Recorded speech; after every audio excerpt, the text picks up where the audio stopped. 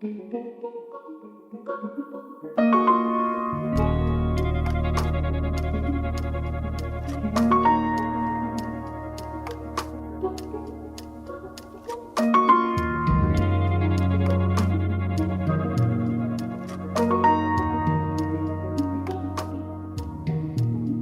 hello Aurelia. Hi. How are you feeling? I'm very well, thank you. Goodbye to Paris. Amazing. I bet it was one amazing year. Oh yes. It's been an amazing year. So how is it going with the pitch hub? Well, it's been incredible so far. Like very exciting. The journey has been amazing. Pitch Hub started in 2018 actually. Yeah, after winning the Youth Time Idea Grant. So before that it was just an idea? Before that it was at the idea stage, yes.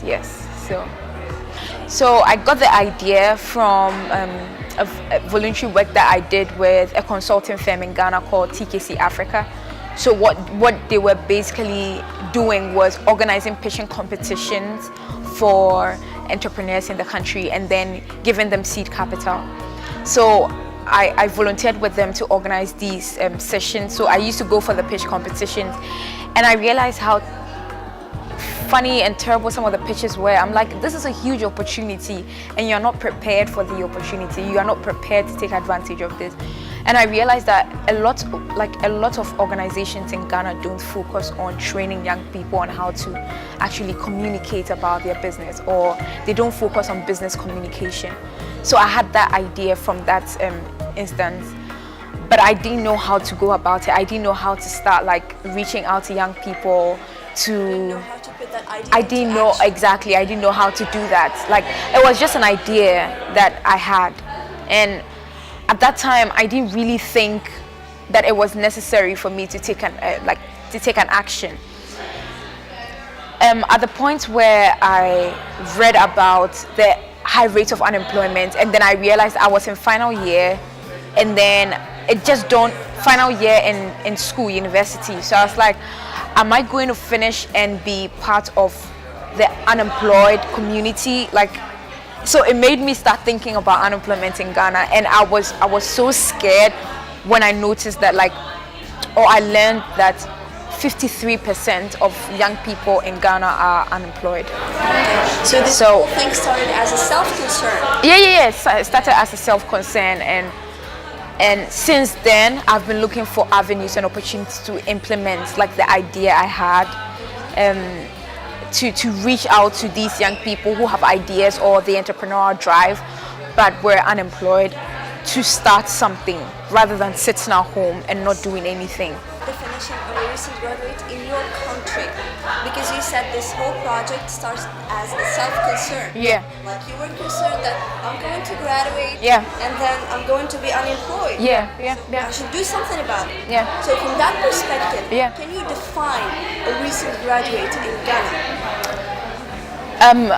I'm really confused about the question because if the unemployment rate. The unemployment rate. Okay, so as I stated this morning, in Ghana, from the Institute of Statistical, Social and Economic Research from the University of Ghana, it brought out a report that every year we have like over 60,000 young people graduating from tertiary institutions, right? Tertiary, not universities. And out of these tertiary institutions, so it includes universities, it includes colleges, it includes polytechnics, it includes like any form of further education, like the tertiary. So so 60,000. It's like approximately 60,000 every year. It's a comprehensive number. Yes. All institutions. Institutions, approximately every year. And out of that 60,000, only 10% of them are able to get employed in the first year of of graduation. So the question is, what happens to the 90%? And the study went further to talk about how it takes these 90% young people close to 10 years for them to get employment. So you wonder, you ask yourself, what do they do for that 10 years? For those who are supposed to wait close to 10 years. what do they do? Even if you're supposed to wait for 3 years to get employment, what do you do within that 3 years? So that's when you realize that people become frustrated, they become depressed, because if you spend so much in school and after school you have to still depend on your family. Imagine you're coming from a poor home, your parents put in everything for you to go to school, and after that you don't have anything to show for it. You might go into like social vices because you need to eat, you act out of survival. You know, that's the harsh realities that we face in my country. So now you're talking, so your question that what happens and what will happen during these 3 years. Exactly. And you need to move forward from just surviving Yeah. to actually doing something. To doing something, exactly. You're talking about the challenges. Yeah. So, can you tell me a little bit about the challenges that faced you as a recent graduate and faced your project in Ghana? As a recent graduate, one of my biggest fears was graduating from school without getting employed. Okay, can you remind me again of your major? I did computer science and statistics. Okay. So that was one of the scariest things that ever crossed my mind. So what I was doing in school was I was volunteering with a lot of organizations. I mean, in school they don't really tell you about entrepreneurship. We are not told to consider entrepreneurship as an option. You only get that when you go out there yourself and you watch other entrepreneurs and what they've achieved and you are inspired by it. And even that sometimes it's difficult because some of these entrepreneurs are like very honorable people in society, so you don't even get to go close to them. The only ones that you have access to might be the startup owners who are hustling their way through, so it doesn't look attractive to you, so it doesn't inspire you in any way. You get it? So we didn't have entrepreneurship. So in my mind, I was looking for employment in a corporate firm.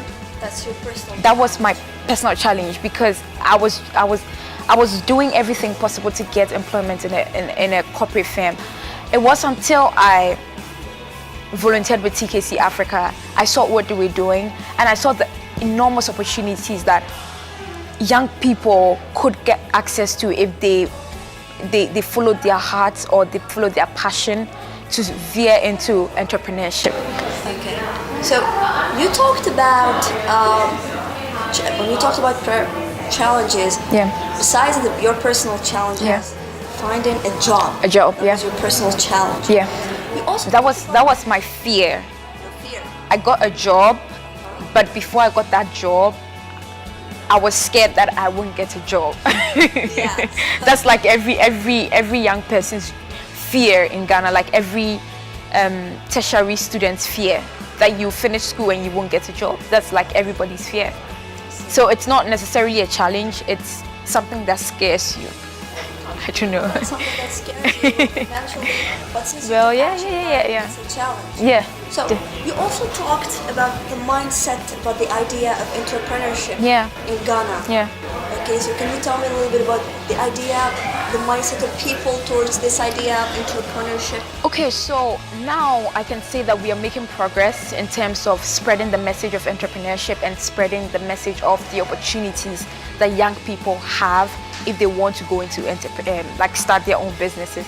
Because now we have these incubator hubs, we have a lot of entrepreneurship competitions in Ghana. So people are gradually understanding that there are opportunities out there for them.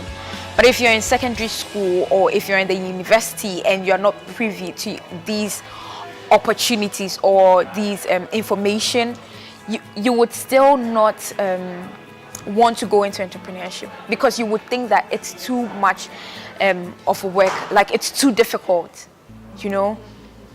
You will feel that it's better for me to get a job in a private organization or a government institution where I don't have to put in much work. But It's if like a ready to wear. yeah, or so ready to so go solution. exactly. So with the mindset, it's because we don't constantly talk about it. But as I said, it's changing because now we have more organizations talking about it.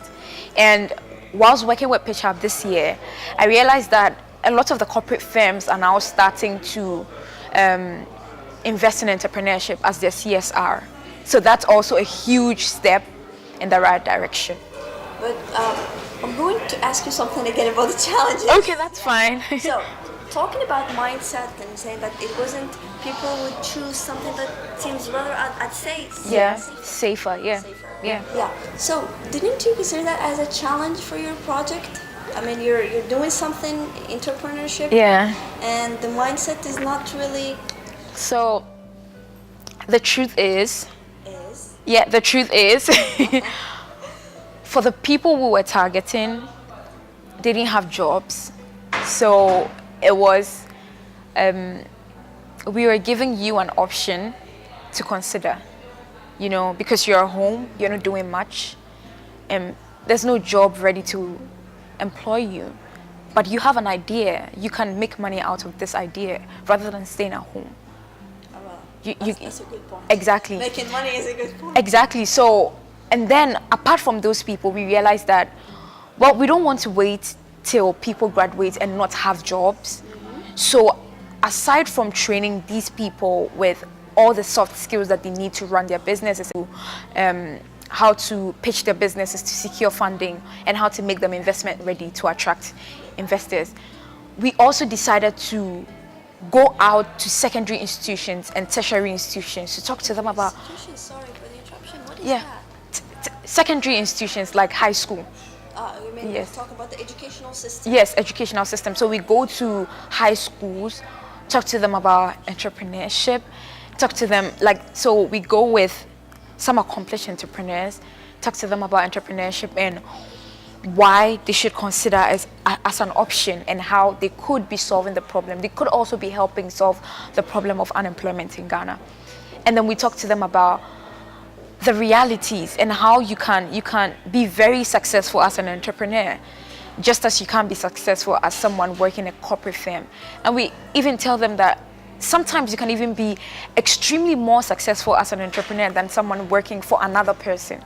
So when you sell the idea to them from the beginning, like from that stage, they are consistently thinking about, can I also start my own thing?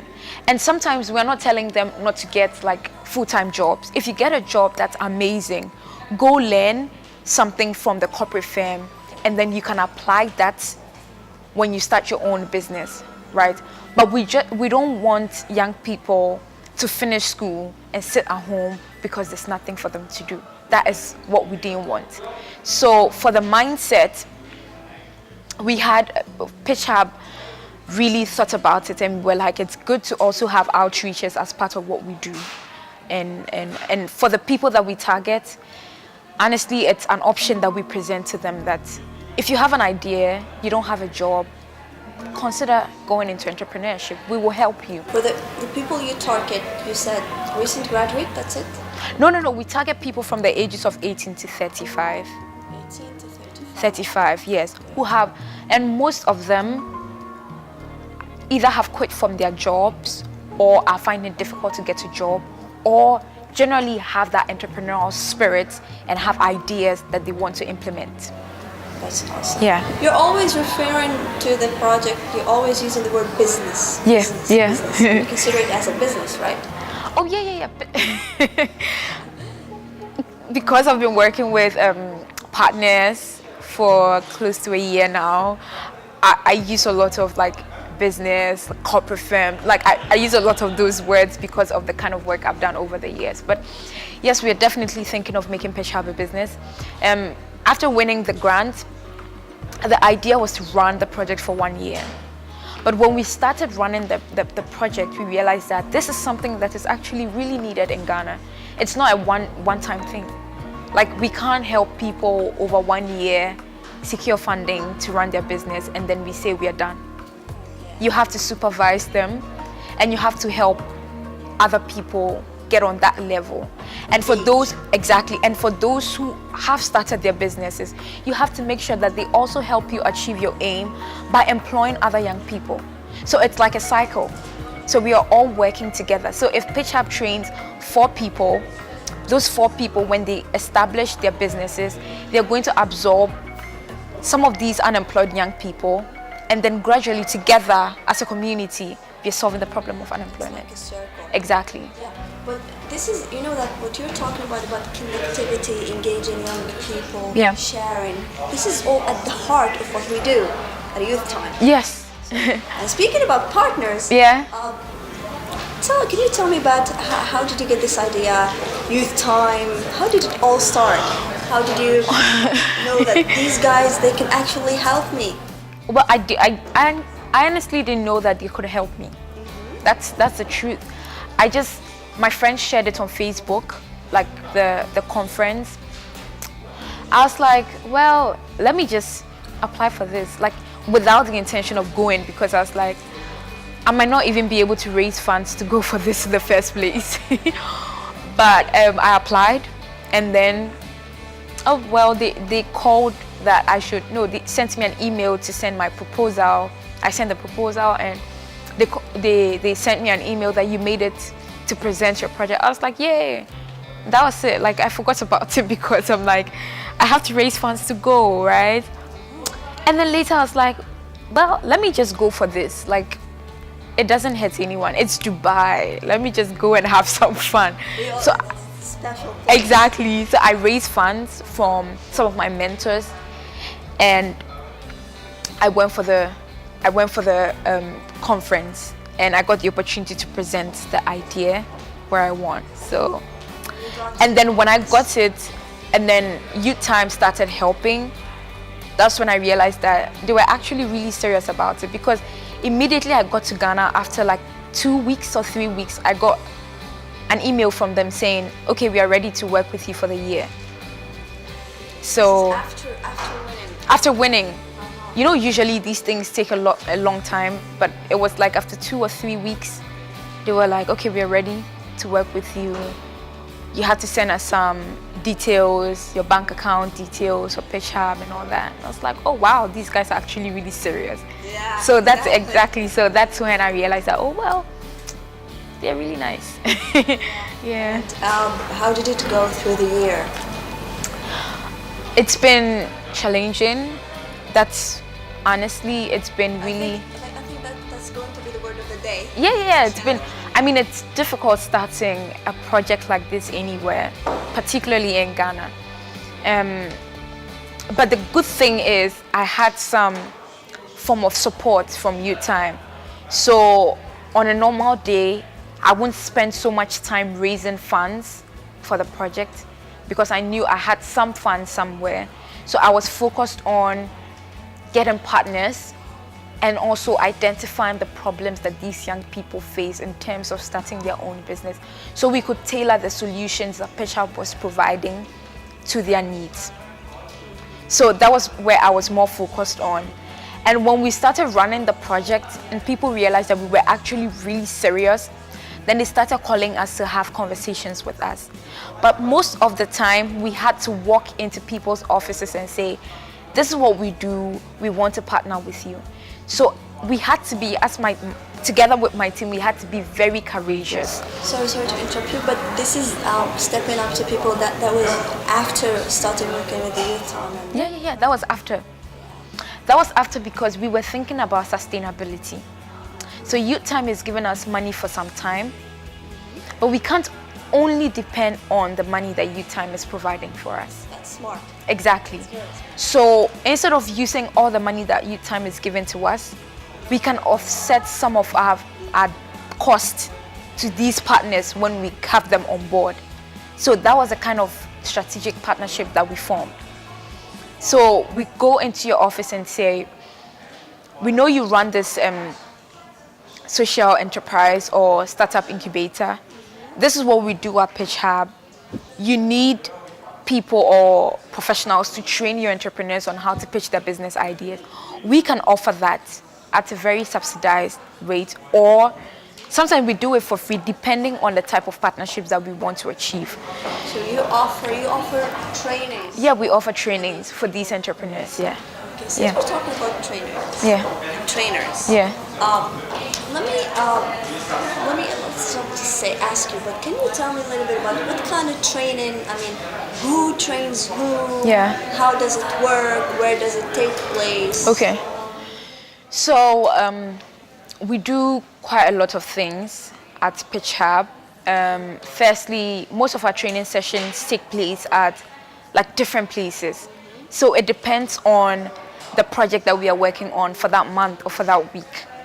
If we are working with a social and like a startup incubator, mostly we have their training sessions in their premises or at their premises, using their facilities to run the sessions. Oh, so you use the facilities of the Yeah. So we didn't have like one place where we were training everybody. We were moving. The team was mobile. We were moving around because that was cheaper. Instead of getting a facility for the team to be having training, that would have meant renting, but we didn't do that. We formed these strategic partnerships. So we will come to your facility and organize the training for your entrepreneurs, or for the entrepreneurs that come for the training sessions. How do we get these entrepreneurs? Most of the time we open applications for people to apply. Sometimes too, we go to these startup incubators who already have entrepreneurs, sometimes who just have the ideas but are in that incubator trying to develop their idea. So we have access to these entrepreneurs. What kind of training do we give them? We give them training on basically soft skills like being confident about your business, creating a pitch deck to use on a pitch day or pitching to investors. We talk about tonality, how to speak about your business when you meet people. We talk about financials. How do you develop financials of a business? How do you draw budget? How do you keep track of all the finances of your business? We also focus on investment readiness of businesses. So you might have the idea, you might have the funding, or you might have started something, but you might not be attractive for investment because you might not have the papers that you need. So you might not be in terms of keeping records of every expenses that you make, in terms of registering your business, in terms of having the right bank account. And we also look at sales and marketing of a business.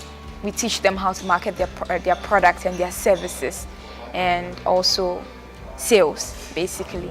And then for the question about who trains them, so we have like different facilitators for different topics. So if you're talking about pitching, we will bring in a facilitator who has an experience in pitching. So that's why we have mentors and facilitators and coaches from the presentation that I did this morning. And aside that, we have these mentors also train the volunteers and the core team.